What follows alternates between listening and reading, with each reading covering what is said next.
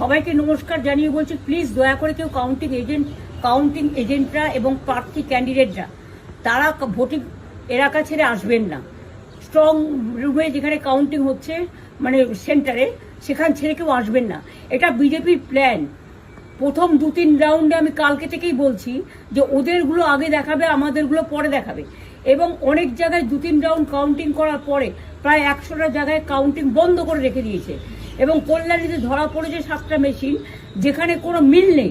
এটা total forcefully central ফোর্সকে দিয়ে চারিদিকে তৃণমূল কংগ্রেসের উপর অত্যাচার করছে, অফিস ভাঙছে, জোর করে দখল করছে। এসআইআর নামে আপনারা দেখেছেন ভোট লুট করেছে যাতে যে সিটগুলো জিততে পারে। কিন্তু এখনো এমন 70টা সিট আছে, 100টা সিট আছে যেগুলো আমরা এগিয়ে আছি, সেগুলো বলছে না। টোটালটাই মিথ্যে নিউজ খাওয়াচ্ছে। আগে ডিআইসিও এই খবরগুলো দিত, কিন্তু তাকে কালকে চেঞ্জ করে দেওয়া হয়েছে। টোটালটাই ইলেকশন কমিশন নিজের ইচ্ছে মতো খেলছে, এবং সাথে কেন্দ্রীয় বাহিনীকে নিয়ে। এবং আমাদের পুলিশরা টোটাল মাথা নত করে কেন্দ্রীয় বাহিনীর আন্ডারে কাজ করছে।